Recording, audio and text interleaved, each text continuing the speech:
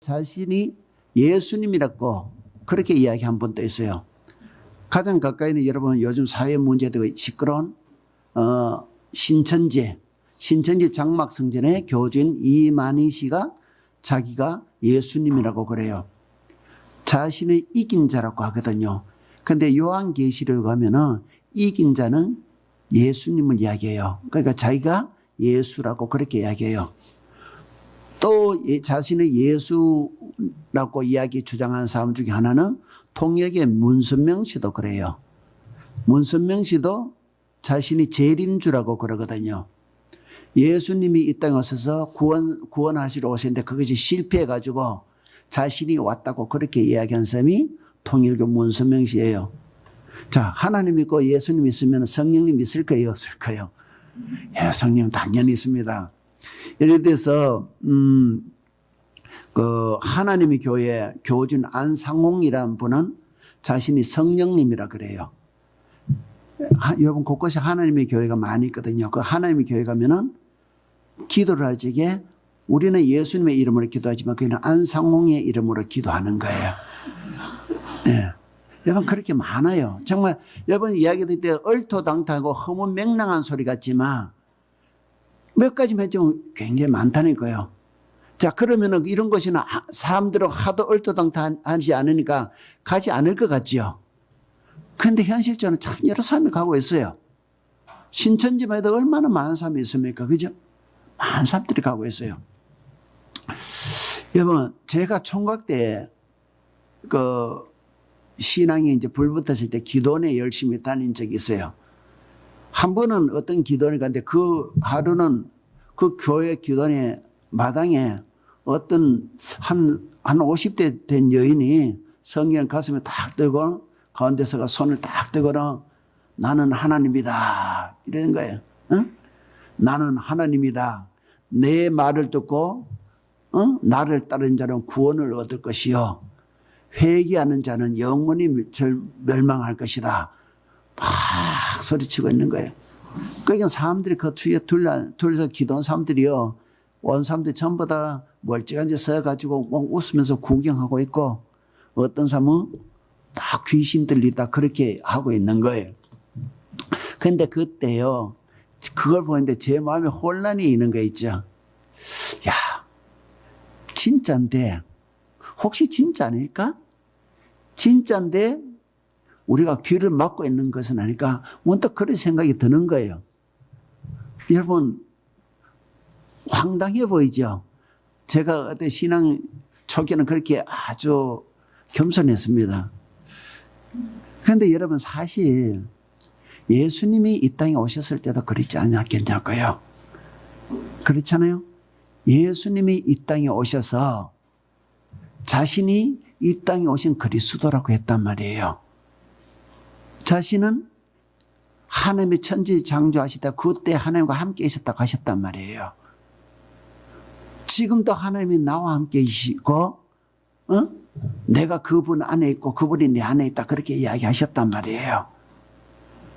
그런데 그 이야기가 그 당시 사람들이 들을 때 어떻게 들렸을까요? 정말 황당하고 들을 가치조차 없는 그런 이야기로 들리지 않았을까요, 여러분? 그렇죠?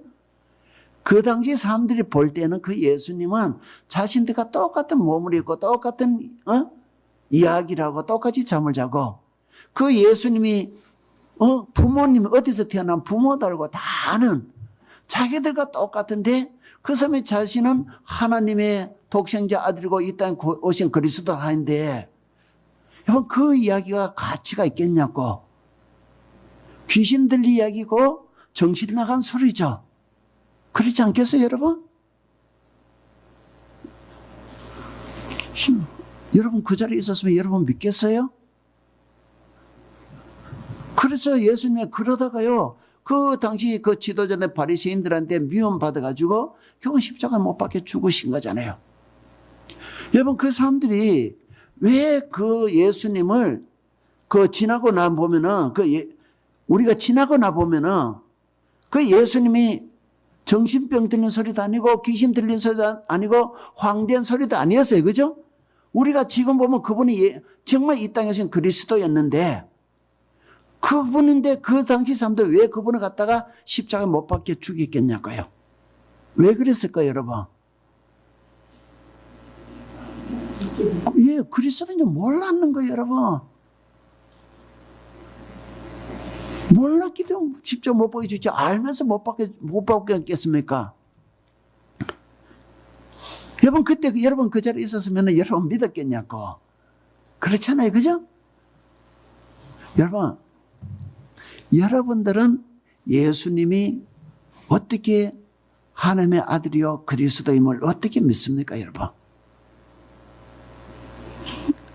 교회에서 이야기하니까 믿는 거예요? 목사가 그분이 예수님은 그리스도 하니까 믿는 거예요? 여러분, 그러니까 교회는 어떻게 알게 됐을까요? 정말 교회도요? 그러면 교회는 예수님이 내가 그리스도다, 내가 이 땅에 온 하나님의 아들이다, 그러니까 믿게 됐을까요? 그게 아니란 말이에요, 그죠? 네. 김정희 집사님 이야기하신 것처럼 예수님에 대한 예언을 갖고 있는 거예요.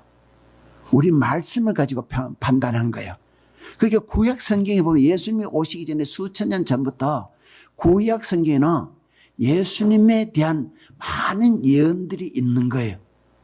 이 예언들이 그분에게 향하여 집중적으로 성취되는 걸 보면서 우리가 알게 되는 거지, 예수님이 오셔가지고 내가 그리스도다 그랬다고 해서 믿는 건 아니에요.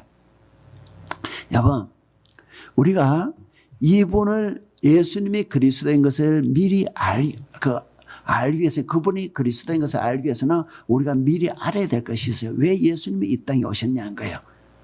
우리 모든 인간들은 다 죄인이에요. 그렇죠? 우리는 본질적 죄인이에요. 그런데 하나님은 죄와는 상극이에요. 그죠? 하나님은 죄를 싫어하시잖아요. 그래서 죄인이 하나님 앞에 나가면은, 하나님 앞에 나가면 죽게 되는 거예요.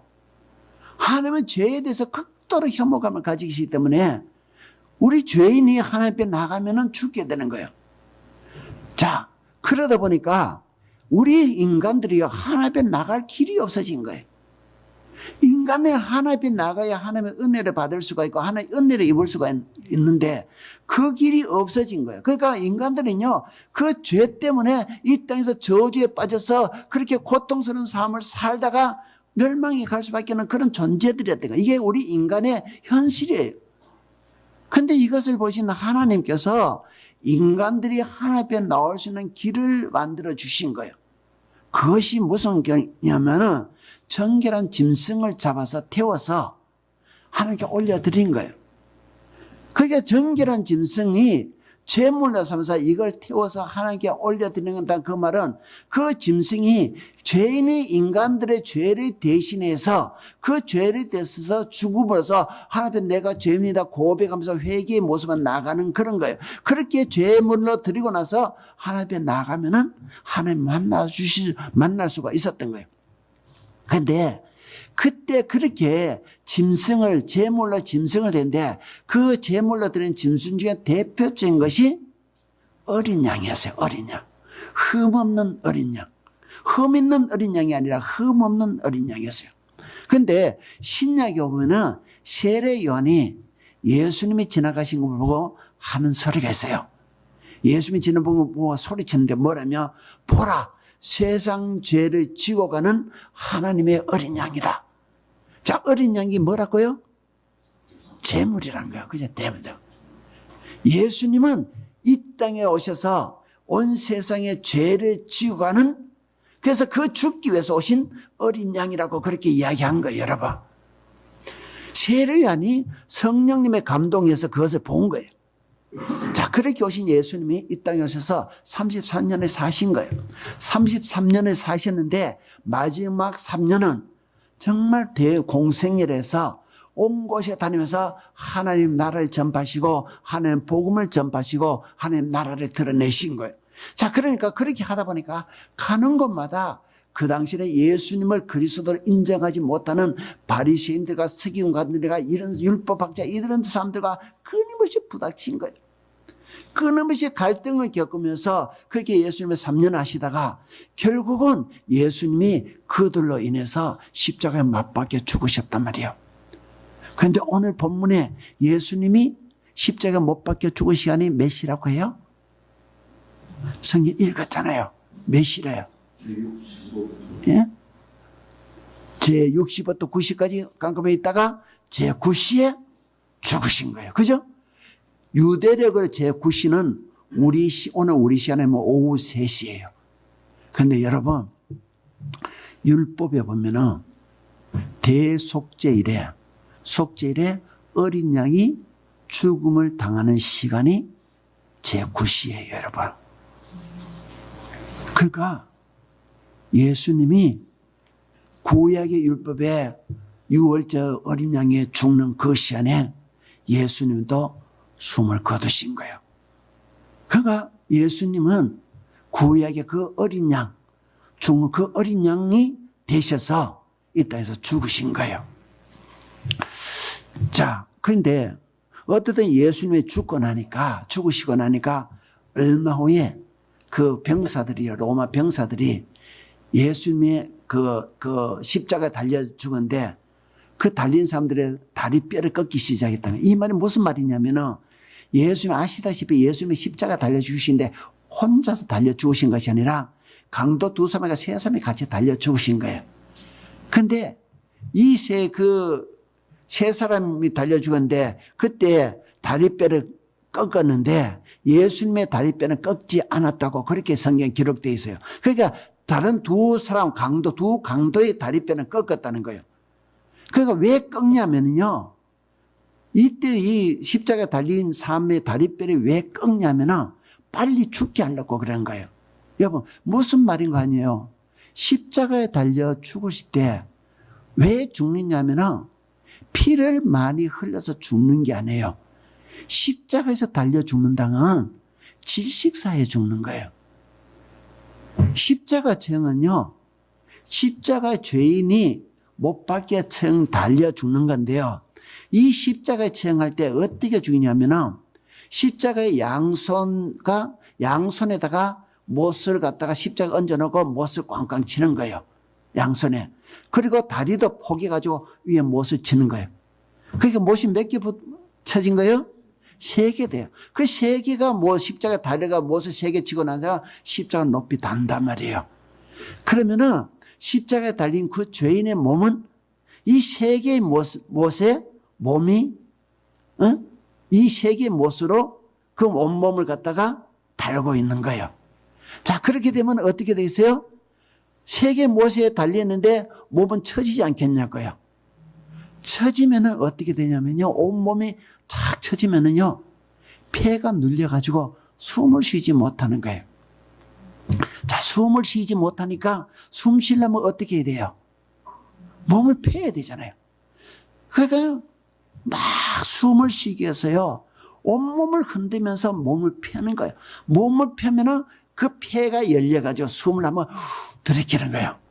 자, 그래서 죄인은요, 십자가에 달린 죄인은 그 숨을 쉬어서 3개의 못에 의지해가지고 몸을 팍 흔들면서 올리면요, 뼈가 부러지고, 피 튕겨지고, 살이 찢어지고, 그러면서 올라가는 거예요.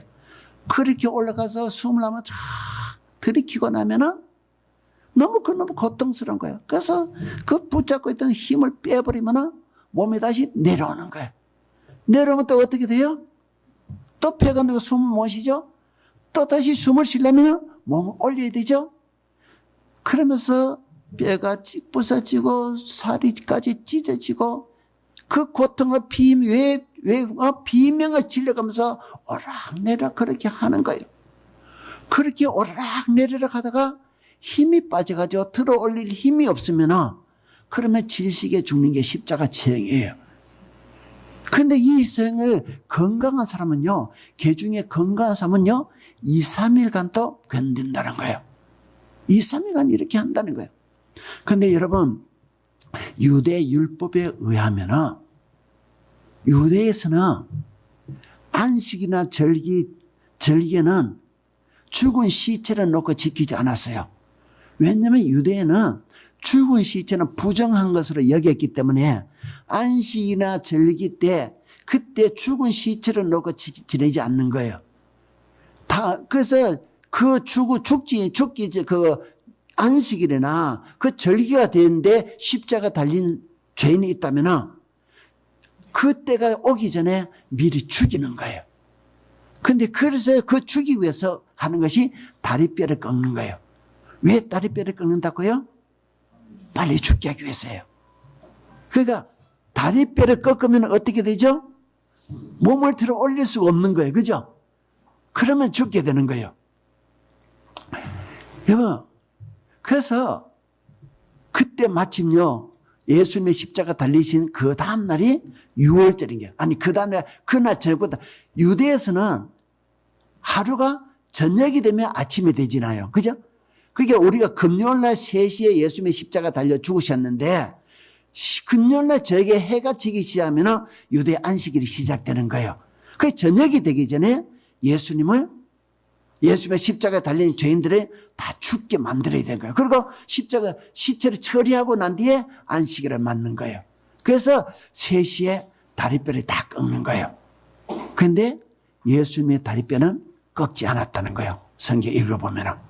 왜 꺾지 않았을까요? 왜 꺾지 않았을까요? 오래 고통스럽게 하면 아니죠. 이미 죽으셨기 때문에. 다른 두 강도들은 다리뼈 꺾은 것은 아직 죽지 않았는데 예수님은 이미 3시에 죽으신 거예요. 그 다리뼈를 꺾을 필요가 없었어요.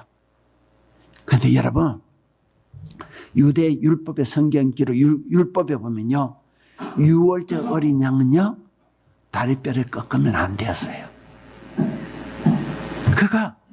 그 예수님의 죽으시고 다리뼈 꺾이지 않은 것은 6월절 어린 양의 그 예언이 그것에 성취된 거예요, 여러분.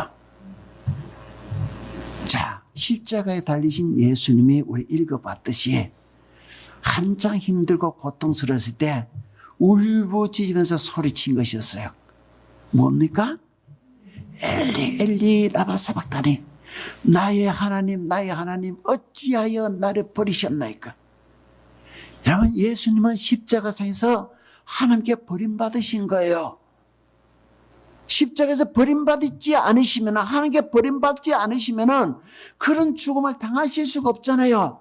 하나님께 버림받으신 거예요. 그런데 여러분, 구약 율법에 의하면요, 대속죄일에는, 평소에는 제 속죄 제사 때 양을 한 마리 잡았는데 대속죄일에는 온 이스라엘 백성들 모든 죄를 속해주기 위해서 대속죄일가 7월 10일 날 1년에 하루 대속죄일에 제사를 드린 게 있었어요. 그때는요, 흠없는 어린 양 2마리를 선택해 왔어요. 그 2마리의 제사장이 그 머리에 손을 얹고는 이스라엘 백성들의 죄를 갖다가 그 어린 양께 다 전가했어요. 그리고 나서 그 중에 한 마리는 항상 그랬듯이 잡아서 하나님 앞에 속죄 제물을 올려드렸고요. 나머지 한 마리는 아사셀 양이라고 해서요, 그 양은요 무인지경, 아무도 없는 무인지경, 그것에 끌고 가서 그것에 버렸어요. 그래서 그 무인지경, 정말 아무도 없는 무인지경, 그 척박한 땅에 그 어린 양은 버림받아서 그곳에 헤매다가 죽는 거예요. 여러분, 그래서 그 한 마리 어린 양은 버림받았다는 거예요.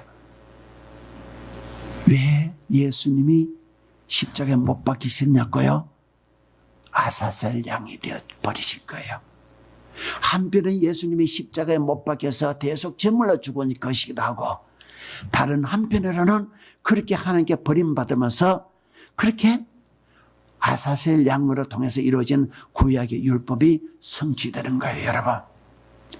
그래서 여러분, 예수님이 그 그리스도이심이 이 외에도요, 성경에는 많은 것이, 수많은 그런 예언들이 있는 것이 있는데요, 그것이 예수님 안에서 다 성취되므로 우리는 예수님이 구원자임을 알게 되는 거예요. 그래서 세례 요한은 예수님 보고 세상 죄를 지어가는 하나님의 어린 양이라고 그렇게 이야기하는 거예요. 다시 말해서 무슨 말입니까? 예수님의 이 땅에 오신 대속 제물이라는 거예요. 여러분, 우리 예수님은 우리 죄를 대속해 주시기 위해서 이 땅에 오신 대속 제물이에요. 믿습니까, 여러분? 그분의 그 죽으심, 그 버리심으로 인해서 우리가 구원을 얻게 된 거예요. 정말 고맙고 감사한 일로 우리가 고백해야 된 일이죠. 그리고 또 하나, 우리가 또 기억해야 되는 거는 독생자 아들을 이 땅에 그리스도로 보내주신 하나님의 사랑도 우리 여러분 꼭 기억해야 됩니다. 하나님은 그 독생자 아들을 이 땅에 우리 죄를 속해 주시기 위해서 그리스도로 이 땅에 보내주셨단 말이에요. 여러분, 많은 아들 중에 하나가 아니에요, 여러분. 단 하나뿐인 그 아들을 이 땅에 대속제물로 그렇게 보내신 거예요. 그리고 그 아들이 십자가에 달려서 그렇게 고통당하고 죽어가는 것을 하나님은 그냥 지켜보고 계셨어야 했어요. 여러분, 하나님이 왜 그 아들이 십자가에 고통당한 것을 구해주고 싶지 않으셨겠어요? 왜 그러겠어요? 그럼에도 여러분, 하나님의 그 아들 구하시지 않은 것인 것은 그 아들을 구하면은 인간들을 구원하시는 하나님의 그 계획이 물거품되고 많은 거예요. 그래서 구하실 수가 없어서가 아니라 구하시면 안 되었어요. 그래서 하나님은요, 그 아들이 예수님의 십자가에 못 박히셔 가지고 그렇게 숨을 쉬면서 세계 못에 의지해서 오르락내리락 하고 엘리 라바 사박다니 하고 절망의 고통의 그 불부짖음을 하는 것을 들으시면서도 말도 못하시고 그것을 지켜보고 있었어야 됐다는 거예요. 그래서 얼마나 답답하고 힘드셨겠어요. 그래서 예수님이 십자가에 못 박혀 달려가 그렇게 고통스러워 하시고 신음을 토해내시고 계실 그 시간 6시부터 9시까지 6시부터 9시까지 어떻게 됐다는 거예요? 온 세상이 어떻게 됐다고요? 깜깜해졌다는 거예요. 성경 읽을 때마다 하나님의 그 절망, 그 깜깜함, 어찌할 수 없는 그 마음이 이 자연 만물에 그냥 반영되어 나타난 것이라고 저는 그렇게 믿는 거예요. 구해줄 수가 없어서가 아니라 구할 수가 없어서 구하지 않으신가. 그 아들이 고통당한 걸 보면 가슴이 아프고 안쓰럽지만 그 아들을 구해내버리면은 인간을 구원할 수가 없으니까 그냥 죽게 내버려 두는 거. 예수 그리스도는 죽어했기 때문에 십자가에서 그렇게 죽어했기 때문에 그냥 지켜보고 있어야 하는 그 하나님의 그 마음이 온 세상을 깜깜하게 하지 않았겠냐고 여러분. 그러다가요 예수님이 십자가에 숨을 거두시자 아마 하나님의 통곡을 하셔요. 저는 그렇게 들려요. 여러분 오늘 51절 말씀 한번 읽어볼 거예요. 51절 말씀 다 함께 읽겠습니다. 시작. 이에 성소 휘장이 위로부터 아래까지 찢어져 둘이 되고 땅이 진동하며 바위가 터지고. 여러분 예수님이 숨이 멈추시자요 성소 휘장이 찢어지고 땅이 진동하고 깨어졌다고 그렇게 합니다. 여러분 왜 멀쩡하던 성소 휘장이 찢어졌겠어요? 저는 읽으면요 하나의 마음이 그렇게 찢어졌을 것 같아요. 그 독생자 아들이 죽어가는 거 보시다 그 아들이 죽으시다 그 하나의 마음이 그렇게 찢어진 것처럼 저는 그렇게 느껴져요. 왜 땅이 흔들리고 깨어집니까? 왜 바위가 깨집니까? 하나님의 통곡하시고 하나님의 통곡하시고 아프셔가지고 땅바닥 치고 통곡하시니까 땅이 흔들리고 바위가 깨진 것처럼 저는 그렇게 믿습니다. 여러분 예수님이 십자가에 달려가지고 신음하실 때는 정말 숨도 내쉬지 않고 지켜보시고 정말 울음을 멈추시고 입을 막고 그렇게 지켜보시고 온 세상이 깜깜해져 있다가 예수님이 십자가 못 박혀 숨을 거두시자마자 땅바닥 치며 통곡하시고 아파하시고 찢어지는 그 예수님의 그 마음이 이 자연현상에 그렇게 반영돼 가지고 그렇게 되고 있다고 저는 보는 거예요. 여러분 하나님이 통곡하신 거예요. 그래서 휘장이 찢어지고 땅이 진동과 바위가 터지고 하는 거예요, 여러분. 여러분, 오늘 우리의 구원이요, 그냥 쉽게 그냥 된 것이 아니에요, 여러분. 우리 예수 그리스도의 그 못 박히심과 그 고통과 그 절망과 버리심, 우리 하나님의 독생자 아들이 죽어간 것을 지켜보아야 하셨던 그 절망의 깜깜한 무능함, 그것을 대가로 지불하고 우리가 하나님의 자녀가 됐고요. 그 대가를 지불하고 우리가 하나님을 만날 수가 있고 하나님께 나올 수가 있고 하나님을 우리 아버지라 부를 수가 있고요. 그 대가를 지불했기 때문에 우리가 새로운 새 하늘과 새 땅의 나라의 소망이 우리에게 약속되어 있는 거예요, 여러분. 그렇잖아요, 여러분. 여러분, 우리 이 구원의 가치를 좀 아셨으면 좋겠어요. 오늘 기회, 그죠? 결코 쉽게 얻어지거나 값싼 은혜가 아니에요. 하나님 예수님의 그 지독한 고통과 하나님의 눈물이 지불된 은혜고요. 여러분, 여기에 뭐가 더 해줘야 될까요, 여러분? 이 예수님의 고통과 하나님의 그 사랑 그 위에 우리가 원한 거 무언가 더 더해져야 되겠어요, 여러분? 이 하나님의 사랑, 예수님의 그 사랑으로 여러분 충분하지 않습니까, 여러분? 그렇죠? 정말 이 사랑을 우리가 소중하게 여기고 우리가 감사하는 마음으로 가져갔으면 좋겠어요. 이 한 주간 우리가 하나님 앞에 살면서 이 고난 주간 살아가면서 우리가 이 예수님의 고통과 하나님의 사랑을 우리 가슴 속에 깊게 묵상하는 한 주간 되길 바랍니다. 예, 우리 생명과 복은 주의 사랑을 우리 찬양하도록 합시다.